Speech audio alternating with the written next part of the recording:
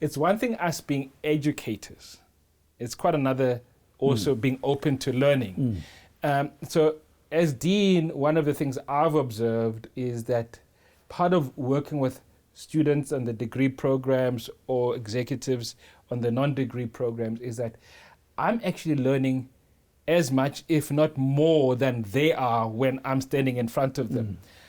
Could you share some of the things that maybe surprised you from some of your clients when you guys were delivering programs, working with them, in terms of whatever it is specific about that differentiates South African or African businesses? One of my great mentors said to me when I started out, you must remember, whatever you're talking about in that room, if you have good executives in the room, MBA or other things, there'll be someone there who knows more about what you're talking about than you do.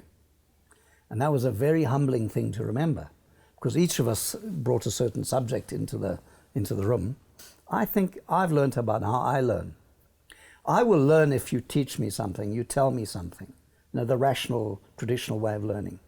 But I learn mainly if I have experiences outside my frame of reference, which is why I've always traveled so much. And thirdly, if those experiences change my emotions, then it will change my reasoning.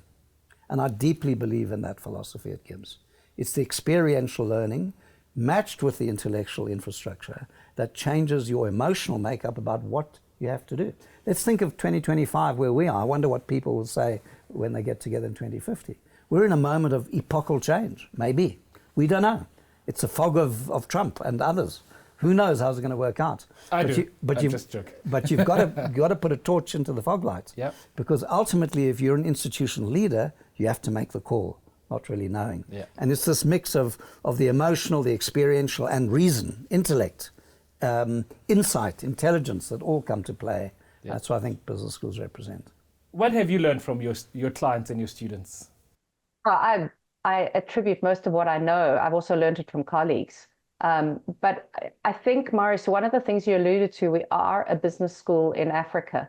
And so I think one of the major learnings that we've done collectively, and I think that's important to a collectivist approach to learning, is that we learn together, has been really to challenge established doctrine that typically comes from the North or comes from the global West about how things are done. And what you realize when you start engaging with executives and somebody comes with a piece of research or a way of doing something, and you look at it and you go, is that going to work here? Is that practical? And it actually makes for a deeper layer of learning, because what we're doing is we're exposing ourselves to the context in which that knowledge originated, and then turning around and saying, will it work here? And I think that's been the greatest fun for me. I mean, I remember hearing one story about working, we talk about sort of stories and learning from students.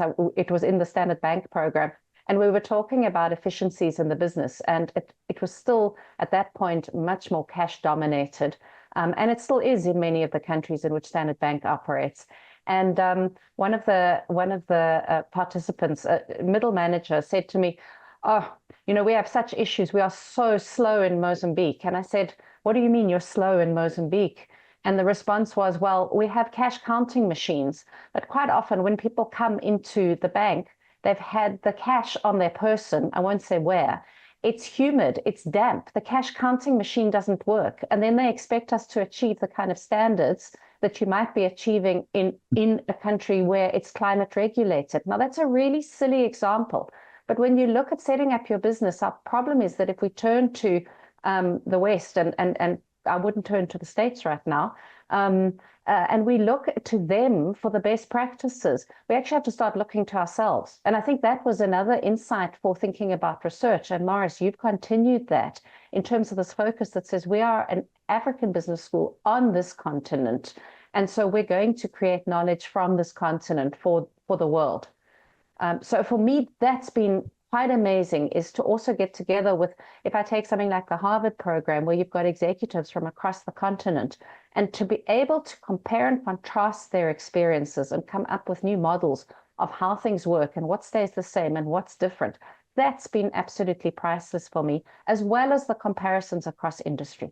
It's just been one of the biggest privileges of my life has been to be able to get close to these companies that Nick speaks about, beyond the cups of tea, into the depths of those companies. And really, it's the best intellectual exercise ever, is to say, what's different here? What's making this business work? That's where you learn about culture and marketing and strategy. I do want to kind of honor the comment around intellectual contribution, that it comes in different shapes and forms. So I don't want to lose that piece. It's quite true. And of course, the current leadership team and the organization, we are continuing that conversation.